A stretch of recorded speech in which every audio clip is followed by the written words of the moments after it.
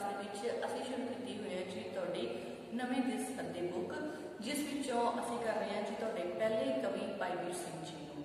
भाई वीर सिंह जी दी रचनावां दे विचों कुछ रचनावां असीं साडी पिछली क्लासां दे विच कर चुके हैं, जिन्हां दे विचों पहली जिहड़ी रचना सी असीं उन्हां दी साडी क्लास दे विच कीती सी ओह सी जी पिंजरे पिया पंछी। उस तो बाद जिस विच उन्होंने एक पंछी के राही जिहड़ी गुलामी की गल की सी कि गुलामी या कैद किसी भी व्यक्ति को पसंद नहीं होती, हर कोई आजाद रहने का जिहड़ा चाहवान है। सो उस तो बाद अगली जी रचना सी उन्होंने वो की सी जी इलम अकल, जिस विच एक ज्ञानी की जिहड़ी हालत है, एक पढ़े लिखे व्यक्ति की एक ज्ञानी की हालत को बयान किया सी, जिस विच वो कहते हैं कि एक अजिहा व्यक्ति जिसने ज्ञान प्राप्त करने तो बाद असली ज्ञान को प्राप्त नहीं किया। किताबी ज्ञान तो उसको प्राप्त हो चुका है, पर असलीयत का ज्ञान, सच का ज्ञान उसको प्राप्त नहीं सी, जिस कारण कहते सच का ज्ञान, असलीयत का ज्ञान उसको प्राप्त ना होने करके एक जिज्ञासु की जिहड़ी हालत है वो बहुत ज़्यादा बुरी हो जाती है। सो अजिहा जिज्ञासु जिसने ज्ञान प्राप्त किया है उसकी गल करते हुए कहते हैं कि कहते सिर कचकौल बना हथ लीता, उस तो बाद सिर कचकौल बना हथ लीता, पढ़िया द्वारे फिरिया, दर दर दे टुक मंग मंग पाए, तुन तुन के ए परिया, परिया देख आफरिया मैसा जाना पंडित होया। उस बाद कहते जाना पंडित होया, टिके न पैर जमी ते मेरा उच्चा हो टुरिया, एक दिन एक कचकौल ले गया, मुर्शिद द्वारे टरिया, झूठा झूठा कै पलटाया, खाली सारा करया, मल मल के फिर धोता इसनू, मैल इलम दी लाही, कहते देखो एक कचकौल लिशकिया, कवल वांग फिर खिड़िया। सो कहते एक जिहड़ा जिज्ञासु है उसने किताबी ज्ञान प्राप्त किया है, किताबी ज्ञान प्राप्त करने के लिए वो जगह जगह विद्वाना के कोल जाता है, दर दर तो ज्ञान प्राप्त करता है, फिर अपने दिमाग नूं उस ज्ञान के नाल भर लेता है, पर असलीयत का ज्ञान कदे भी उसको प्राप्त नहीं होता। सो जो उसको इस तरह लगता है कि मैं बहुत ज़्यादा ज्ञानवान मनुष्य बन चुका हाँ, मैं ज्ञानी बन चुका हाँ, पंडित बन चुका हाँ, तो इस खुशी के उसका पैर धरती के उत्ते नहीं टिकता, तो उसके अंदर जिहड़ा है अहंकार की भावना जिहड़ी है वो पैदा हो जाती है, तो दूसरे नालों अपने आप को सर्वश्रेष्ठ जिहड़ा है वो मनन लग जाता है। फिर कहते किसी तरीके नाल परमात्मा की रब्बी मेहर होती है तो उसनों एक गुरु की प्राप्ति होती है। गुरु की प्राप्ति होने के नाल जदों गुरु के सामने वो अपने ज्ञान दी गल्लां करता है तो गुरु ने उसके दिमाग के विचों इस झूठे ज्ञान को जिहड़ा सी वो कढ दिता ते उसनों असलीयत का ज्ञान कराया। जदों मनुख नूं असलीयत का ज्ञान प्राप्त हो जाता है तो फिर कहते उसका दिलो दिमाग जिहड़ा है वो लिशकन लग जाता है तो कमल के फुल वांग खिड़न पैदा है। सो ये सी जी साडी पिछली क्लास में की हुई कविता जिहड़ी भाई वीर सिंह जी की लिखी हुई रचना इलम अकल। सो अज की क्लास है उस जी अज रचना तुहाडे सामने लैके हाजिर होए हाँ, वो है जी साडी रचना कैलों दे गल लगी वे। अज असीं जिहड़ी रचना करन जा रहे हैं वो है जी कैलों दे गल लगी वे, भाई वीर सिंह की रचना जिस दे विच भाई वीर सिंह जी ने एक वेल की गल की है। वेल की उदाहरण लैके मनुखता की गल भाई वीर सिंह ने की है कि एक जिहड़ी वेल है वो वेल जिहड़ी है दरख्त के उत्ते चढ़ी हुई है तो दरख्त उसका सब तो बड़ा आसरा है। सो कोई व्यक्ति जो उसनों उस दरख्त के नालों खिंच के वख करने की कोशिश करता है तो वेल जिहड़ी है वो अजिहे मनुख के अगे तरले मिन्नतां करती है जो उसनों उस दरख्त तो उस रब्बी आसरे तो वख करन जा रहा है कि उसनों उस नालों वख उस आसरे नालों रब्बी आसरे नालों वख ना करे, क्योंकि वो सिर्फ उसके आसरे ही खड़ी है। जेकर उसने उसका आसरा ही खत्म कर देगा तो वो भी खत्म हो जाएगी। सो सानू भी चाहिए है कि सानू किसी का आसरा जिहड़ा है उसनों खत्म नहीं करना चाहिए। मनुख नूं हमेशा परमात्मा के रस्ते ते चलना चाहिए है तो परमात्मा के नाम की भगती जिहड़ी है वो करते रहना चाहिए है तो सदा ही परमात्मा नूं अपना आसरा बना के रखना चाहिए है तो उस आसरे तो कदे भी वख नहीं होना चाहिए। सो आपां करते हैं जी अज की साडी रचना कैलों दे गल लगी हुई वे। सो शुरू करन जा रहे हैं जी अज की साडी रचना कैलों दे गल लगी वे।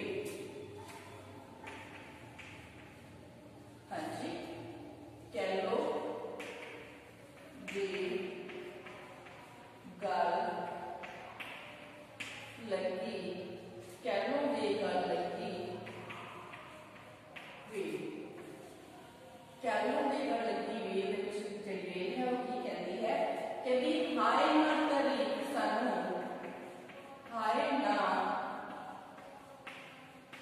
तरीक सानू, हाय वे ना मार खिंचा, हाय वे ना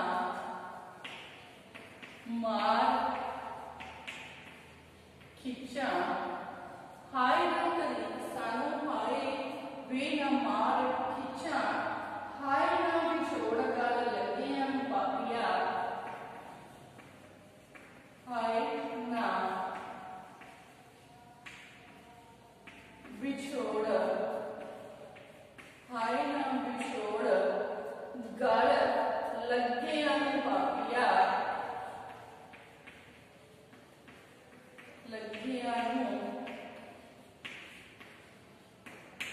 पापिया, हाय ना तुमके मारी, हाय ना तुमके मारी, खिंच ना फटके दे दे, खिंच ना फटके दे दे, वरियां दी लगी साडी तोड़ ना शराबिया,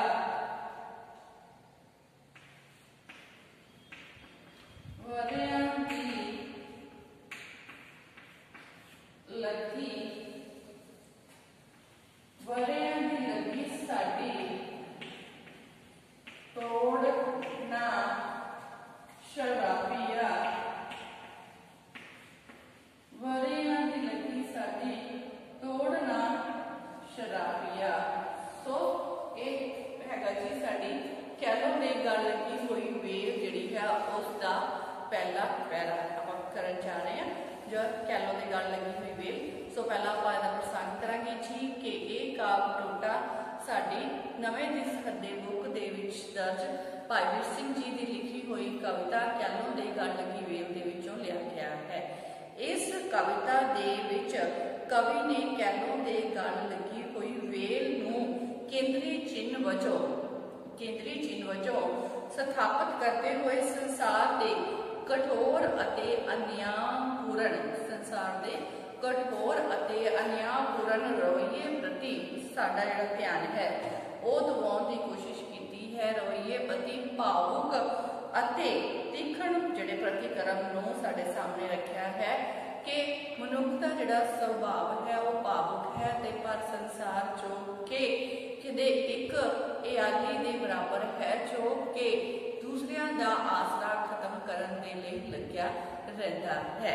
सो कहते कैलो दे गल लग के जिहड़ी वेल है, कैलो दे गल लगी हुई वेल जिहड़ी है वो की मिन्नतां कर रही है इयाली दे सामने। वो कहते हैं कहते हाय ना तरीक सानू, हाय ना तरीक सानू, हाय वे ना मार खिंचा, हाय ना विछोड़ गल लगे हम पापिया, हाय ना कणके मारी, खिंच ना फटके दे दे, वरियां दी लगी साडी तोड़ ना शराबिया। सो कैलो दे गल लगी हुई वेल जिहड़ी है वो अपने इयाली दे सामने रोंदी है, करलाउंदी है, मिन्नतां करदी है जो उस कैलो दे गल लगी हुई वेल नूं उस दरख्त ते नालों अलग कर रहा है, उसदे नालों वख करन दी कोशिश कर रहा है।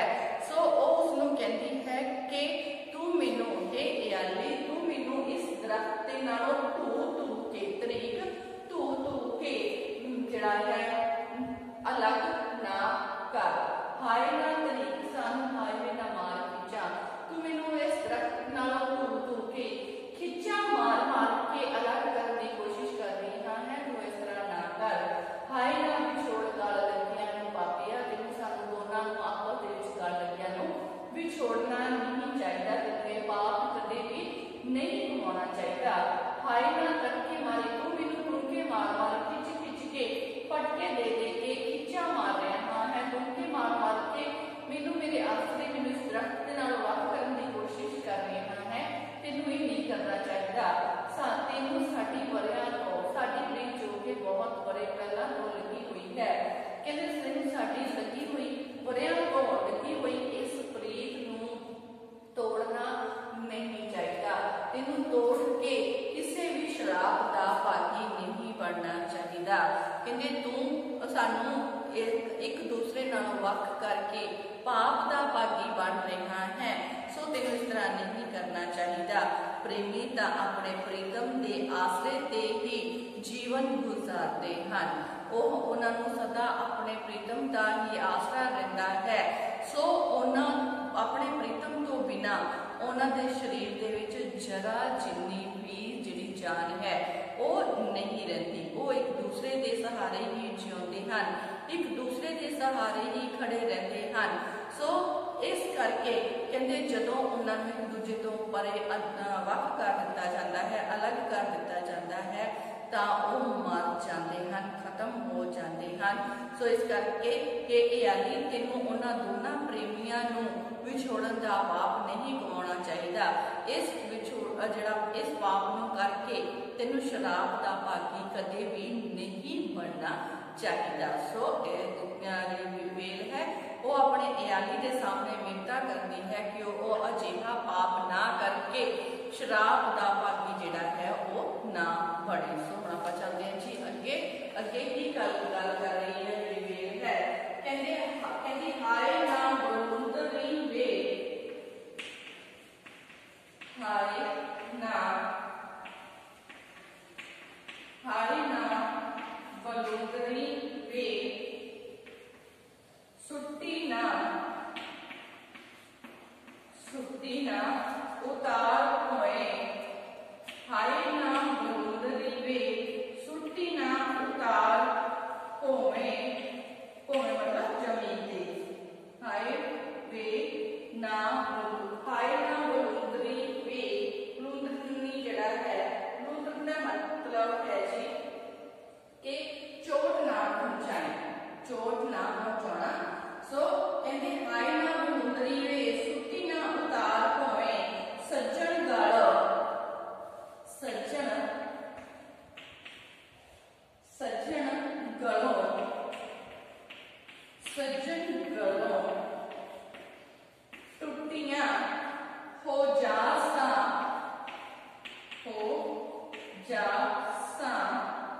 विकलापियां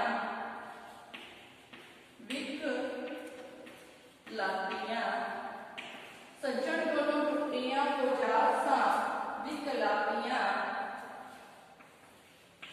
मेरे हट तान नहीं, मेरे हट तान नहीं सका ना, मेरे हट तान नहीं सका ना। खड़ोए पैरी, सका ना खड़ोए पैरी। कहते खड़ी सज्जन आसरे हाँ, खड़ी सज्जन आसरे हाँ। अबला कमजोर, अबला मैं अमापियां, मैं अमापियां। सो जड़ी वेल है वो मिन्नतां कर रही है इयाली दियां कि वो उसनूं वख करन दी कोशिश ना करे। सो वेल जिहड़ी है वो कह रही है, कहंदी हाय ना बलुंदरी वे, हाय ना बलुंदरी वे, हाय ना बलुंदरी वे, सुट्टी ना उतार होए। सज्जन गलों टुटियां हो जासा विकलापियां। मेरे हड तान नहीं सका ना खड़ो पैरी। खड़ी सज्जन आसरे हाँ, अबला मैं अमापियां। सो जड़ी वेल है वो जड़ी इयाली नूं मिन्नतां कर रही है कि कहंदे तेनू उसनूं बेरहमी नाल जड़ी है बहुत ही बुरे तरीके नाल कहंदे बलुंदरी का मतलब कोई भी चोट ना पहुंचाना। ठीक है जी। सो कहंदे सुट्टी ना उतार होए। सज्जन गलों टुटियां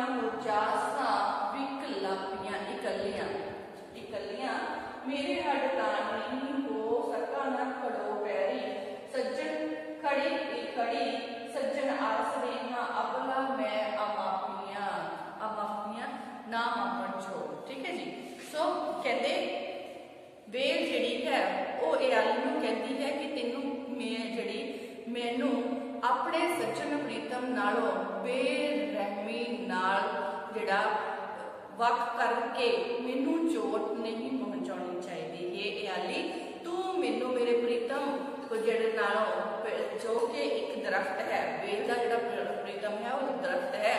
सो कहते तू मैनू दरख्त रूपी प्रीतम नालों वख करने की कोशिश कर रहा है। तेनों अजिहा नहीं करना चाहिए। तेनों मेरे प्रीतम नालों मैनू जिहड़ा है बेरहमी नाल जिहड़ा अलग करन दी जिहड़ी है कोशिश नहीं करनी चाहिए। तो इस तरह करके मैनू बहुत चोट पहुंचा रहा है। सो तू मैनू ये चोट ना पहुंचा, मैनू मेरे प्रीतम दे नालों वख जिहड़ा है वो ना कर। सो तेनू कहती मैनू जिहड़ा है बुरी तरह चोट पहुंचा के जिहड़ा है मैनू मेरे प्रीतम नालों अलग करके जिहड़ी धरती दे उत्ते नहीं सुट देना चाहिए। जेकर तू मैनू दरख्त तो ला के धरती के उत्ते सुट देवेगा तो मैनू जिहड़ा है बहुत वड्डी जिहड़ी चोट है वो पहुंचेगी। कहते सज्जन नालों टुटिया हो जासां विकलापियां। फिर जेकर मैं अपने प्रीतम सज्जन नालों टुट गई, जेकर मैं अपने दरख्त प्रीतम नालों वख हो गई, उसके नालों टुट गई तो मैं इकल्ली रह जावांगी। ते मेरी इकल्ली दे विच इन्नी शरीरक शक्ति नहीं है, मेरे शरीर दे विच इन्नी ताकत नहीं है कि मैं अपने पैरों ते आप इकल्ली खड़ी हो सका। कहते मेरे हड्ड तान नहीं सका ना हो खड़ो इकल्ली। सो कहती मेरे हड्डां दे विच मेरे शरीर दे विच इन्नी ताकत नहीं है कि वो कल्ली जिहड़ी है खड़ी हो सके। मैं तो अपने प्रीतम के आसरे ते ही खड़ी हाँ। मेरे अपने आप दे विच कोई तान नहीं है, कोई शक्ति नहीं है। जेकर तू मेरे इस प्रीतम के नालों मैनू विछोड़ दिता, मेरा आसरा खत्म कर दिता, मैनू ला के पुंजे सुट दिता तो मैं खत्म हो जावांगी, इकल्ली रह जावांगी, क्योंकि मैं जिहड़ी है इस दे आसरे ही जिउंदी खड़ी हाँ। सो लास्ट लाइन कहते खड़ी सज्जन आसरे हाँ। मैं तो अपने इस सज्जन दे अपने इस प्रीतम के आसरे ते ही खड़ी हाँ।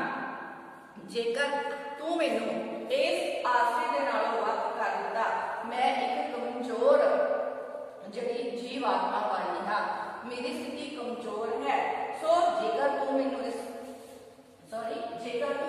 दे नालों खत्म अलग कर दिता।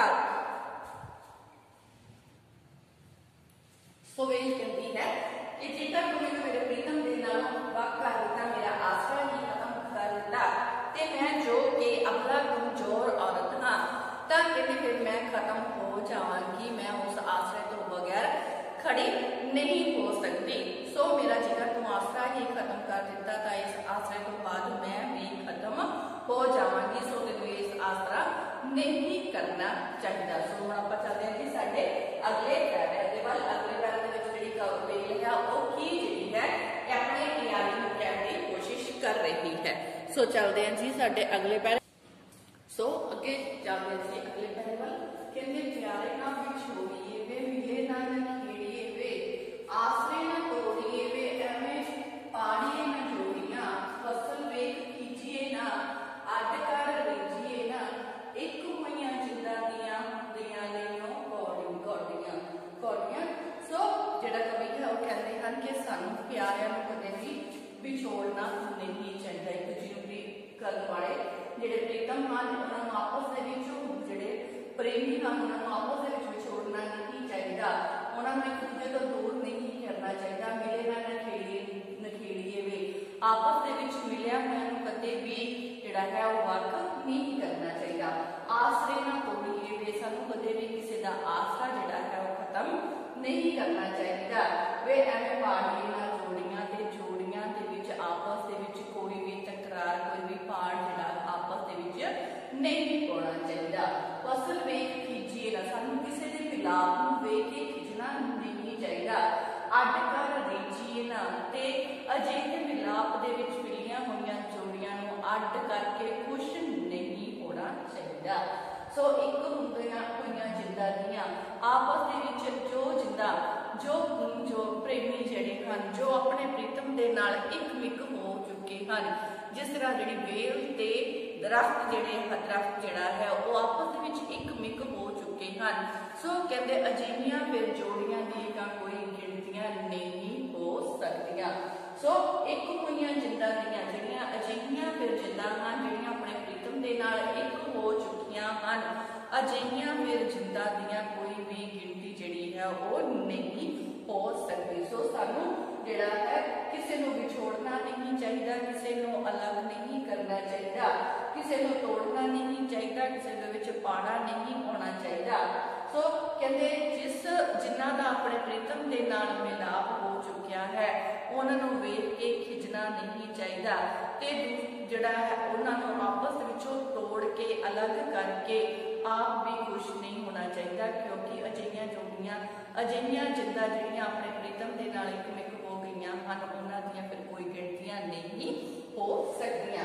ਸੋ ਅੱਗੇ ਹੈ ਕਹਿੰਦੇ ਵਿੱਥਾਂ ਵਾਲੇ ਜੱਗ ਵਿੱਚ ਵਿੱਥਾਂ ਪਈਆਂ ਚੱਪੇ ਚੱਪੇ, ਵਿੱਥਾਂ ਵਾਲੇ ਜੱਗ ਵਿੱਚ ਵਿੱਥਾਂ ਪਈਆਂ ਚੱਪੇ ਚੱਪੇ, ਅੱਡ ਅੱਡ ਸਭ ਕੋਈ ਜੋੜੀਆਂ ਨੇ ਤੋੜੀਆਂ, ਵਿੱਥਾਂ ਮੇਟ ਇੱਕ ਹੋਏ ਉਹਨਾਂ ਵੇਖ ਰਿਚਣਾ ਵੇ, ਵਾਹੀ ਗਲੇ ਲਿਪਟੀਆਂ ਨਾ ਚਾਹੀ ਕਦੇ ਤੋੜੀਆਂ। ਸੋ ਅੱਜ ਦੀ ਅਸਲੀਅਤ ਨੂੰ ਸਾਡੇ ਸਾਹਮਣੇ ਰੱਖਦੇ ਹੋਏ ਦੱਸਦੇ ਹਨ ਕਿ ਅੱਜ ਦਾ ਸਮਾਂ ਜਿਹੜਾ ਹੈ ਉਸ ਦੇ ਵਿੱਚ ਹਰ ਜਗ੍ਹਾ ਹਰ ਪਰਿਵਾਰ ਦੇ ਵਿੱਚ ਚੱਪੇ ਚੱਪੇ ਤੇ ਥੋੜੀ ਥੋੜੀ ਦੂਰੀ ਤੇ ਵਿੱਥਾਂ ਪੈ ਚੁੱਕੀਆਂ ਹਨ। ਅੱਜ ਦਾ ਜੋ ਸਮਾਂ ਹੈ ਉਸ ਦੀ ਦੁਖਦਾਇਕ ਸਥਿਤੀ ਦਾ ਵਰਣਨ ਸਾਡੇ ਸਾਹਮਣੇ ਕਰਦੇ ਹਨ ਕਿ ਅੱਜ ਦੇ ਸਮੇਂ ਦੇ ਵਿੱਚ ਸਾਰੇ ਸੰਸਾਰ ਦੇ ਵਿੱਚ ਹੀ ਹਰ ਇੱਕ ਮਨੁੱਖ ਦੇ ਵਿੱਚ ਦੂਰੀਆਂ ਪੈ ਚੁੱਕੀਆਂ ਹਨ, ਵਿੱਥਾਂ ਪੈ ਚੁੱਕੀਆਂ ਹਨ। ਸੋ ਅੱਜ ਸਾਰੇ ਹੀ ਅਲੱਗ-ਅਲੱਗ ਦਿਖਾਈ ਦੇ ਰਹੇ ਹਨ, ਅੱਡ-ਅੱਡ ਦਿਖਾਈ ਦੇ ਰਹੇ ਹਨ ਤੇ ਆਪਸ ਦੇ ਵਿੱਚ ਮਿਲੀਆਂ ਹੋਈਆਂ ਜੋੜੀਆਂ ਬਹੁਤ ਹੀ ਘੱਟ ਹਨ। ਸੋ ਸਾਨੂੰ ਚਾਹੀਦਾ ਹੈ ਕਿ ਸਾਨੂੰ ਅਜਿਹੀਆਂ ਵਿੱਥਾਂ ਨੂੰ, ਅਜਿਹੀਆਂ ਦੂਰੀਆਂ ਨੂੰ ਖਤਮ ਕਰ ਦੇਣਾ ਚਾਹੀਦਾ ਹੈ ਤੇ ਆਪਸ ਦੇ ਵਿੱਚ ਇੱਕ ਹੋ ਜਾਣਾ ਚਾਹੀਦਾ ਹੈ ਤੇ ਆਪਸ ਦੇ ਵਿੱਚ ਹਮੇਸ਼ਾ ਇੱਕ ਹੋ ਕੇ ਜਿਹੜੀ ਖੁਸ਼ੀਆਂ ਜਿਹੜੀਆਂ ਹਨ ਉਹਨਾਂ ਨੂੰ ਮਨਾਉਣਾ ਚਾਹੀਦਾ ਹੈ। ਵਿੱਥਾਂ ਮੇਟ ਇੱਕ ਹੋਏ ਉਹਨਾਂ ਵੇਖ ਰਿਚਣਾ ਵੇ, ਜਿਹੜੇ ਲੋਕੀ ਦੂਰੀਆਂ ਨੂੰ ਖਤਮ ਕਰਕੇ ਇੱਕ ਹੋ ਚੁੱਕੇ ਹਨ, ਜਿਨ੍ਹਾਂ ਨੇ ਵਿੱਥਾਂ ਮੇਟ ਦਿੱਤੀਆਂ ਹਨ, ਦੂਰੀਆਂ ਖਤਮ ਕਰ ਦਿੱਤੀਆਂ ਹਨ, ਉਹਨਾਂ ਨੂੰ ਵੇਖ ਕੇ ਸਾਨੂੰ ਖੁਸ਼ ਹੋਣਾ ਚਾਹੀਦਾ ਹੈ। ਅਜਿਹੀਆਂ ਖੁਸ਼ੀਆਂ ਮਨਾਉਣੀਆਂ ਚਾਹੀਦੀਆਂ ਹਨ, ਆਪਸ ਦੇ ਵਿੱਚ ਇਕੱਠੇ ਜਿਹੜਾ ਰਹਿਣਾ ਚਾਹੀਦਾ ਹੈ ਤੇ ਜਿਹੜੀਆਂ ਬਾਹਾਂ ਦੂਸਰਿਆਂ ਦੇ ਗਲੇ ਵਿੱਚ ਪੈ ਚੁੱਕੀਆਂ ਹਨ, ਭਾਵ ਜਿਹੜੀ ਵੇਲ ਦੀਆਂ ਬਾਹਾਂ ਜਿਹੜੇ ਦਰਖਤ ਦੇ ਗਲ ਵਿੱਚ ਪੈ ਚੁੱਕੀਆਂ ਹਨ ਉਹਨਾਂ ਨੂੰ ਕਦੇ ਵੀ ਤੋੜਨਾ ਨਹੀਂ ਚਾਹੀਦਾ। ਸੋ ਜਿਹੜੀ ਸਾਡੀ ਕਵਿਤਾ ਹੈ ਉਹ ਇੱਥੇ ਹੀ ਖਤਮ ਹੁੰਦੀ ਹੈ। ਉਸ ਦੇ ਨਾਲ ਅਸੀਂ ਅੱਜ ਸਾਡੀ ਕਲਾਸ ਵੀ ਇੱਥੇ ਹੀ ਖਤਮ ਕਰਾਂਗੇ। ਧੰਨਵਾਦ ਜੀ।